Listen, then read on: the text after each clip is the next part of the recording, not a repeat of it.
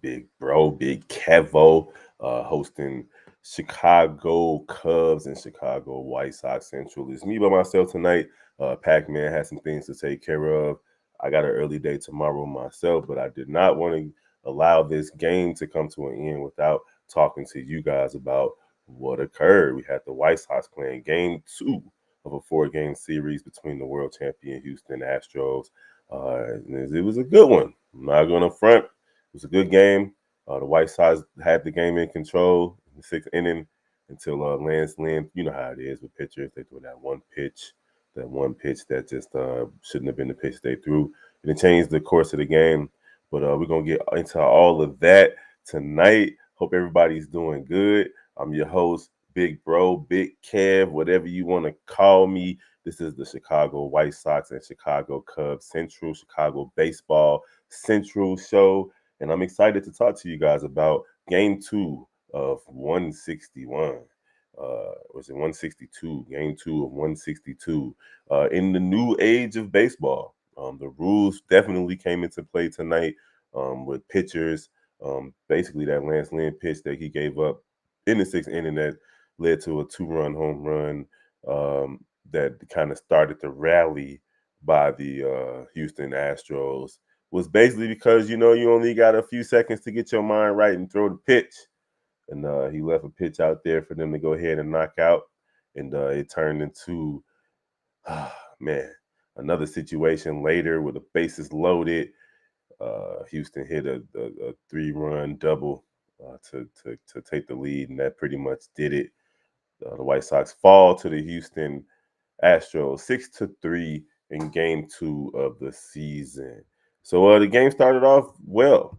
Uh, Tim Anderson, he scored the first run, and Javier was out there doing his thing too for Houston. His four seam fastball had a little bit of movement on it. Looked pretty good. Actually looked like a slider a little bit to me, but he was placing that thing. But Lance Lynn, he got into a bases loaded situation in the second inning and got out of it. He pitched out of it. He struck out a batter, and then he forced another pop out.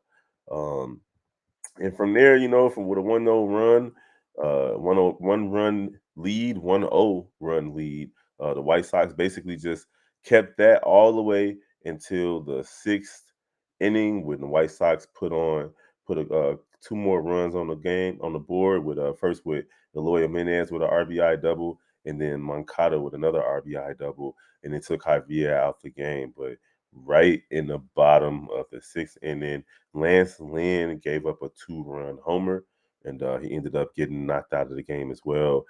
Jimmy Lambert came into the game in relief, and the seventh inning looked promising until Houston, one of their players, I can't think of their name, but they made an incredible catch to kind of rob the White Sox of extra bases, and it would have. Pardon me, real quick. One of my alarms. I'm older, so I got alarms for everything. But anyhow, they robbed the White Sox of extra bases hit, and it would have led to the White Sox scoring. Would have put the White Sox back up 4-2. But you know how baseball goes. Sometimes things just don't go the way you want it to go. It led to the White Sox getting out of that inning without scoring. Graveman came into the game and he gave up a single on the first pitch, but the very next batter hit into a 6-4-3 double play.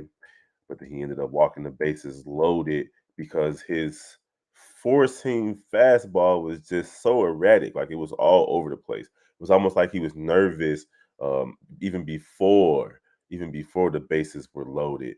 So it just wasn't a good look. It wasn't a good outing from Graveman tonight. But he'll bounce back. You got to as a pitcher. Got to put it in the back of your mind. Um, Diekman came in relief, and he was the one that gave up the three-run double right off the wall. White Sox kind of had an opportunity to get that inning over. The left fielder didn't play a base well, a base hit correctly off the bat, and it ended up leading to that three-run double play.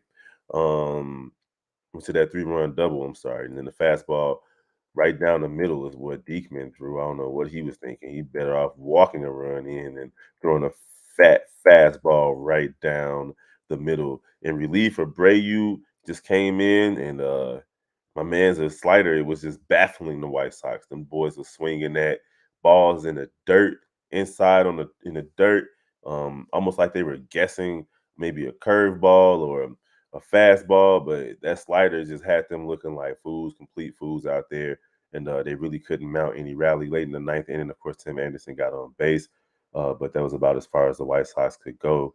It looked like they had an opportunity to at least make it interesting, but they fell short tonight. So tomorrow, White Sox got to just go ahead and forget about this one and get the win tomorrow. So y'all know how baseball go. I'm not going to be here all night inundating you with stats and all those things. I'm just going to say that the White Sox have an opportunity to get this win tomorrow night. I'm about to go ahead and watch this NCAA women's Final Four game between the South Carolina Gamecocks and the Iowa Hawkeyes. Iowa's up 51-45, and South Carolina is the number one team in the country at 36-0.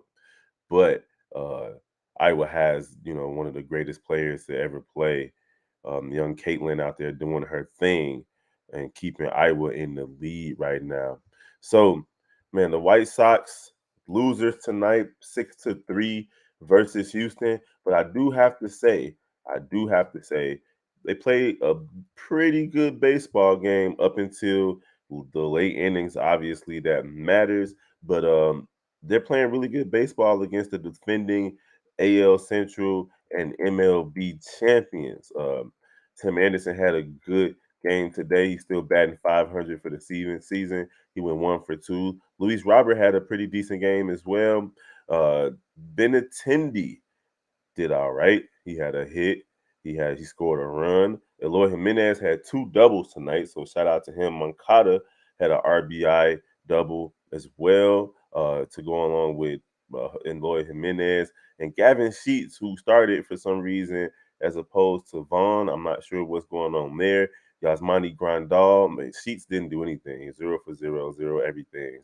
Yasmani Grandal had a hit, and then Elvis Andrews also had a hit. Whereas, of course, Astros, Jose Pena had a hit. Bregman did not. He did get a walk though, and 3 walks scored tonight, by the way, from Houston, and that was pretty much the difference in the game, showing that even though it's early, the White Sox have no business walking batters, extending innings, and things of that nature. So there you have it. My bad. Tonight, White Sox lose the game 6-3. They are now 1-1, but they are competing against the Houston Astros. So shout out to you guys. Appreciate you for rocking with us. Make sure you like and follow Chicago White Sox and Chicago Cubs Central. I'm your host, Big Bro, Big Kev. We got a lot in store for you guys this season, so just bear with us as we get everything together. Peace out. We'll see you guys tomorrow.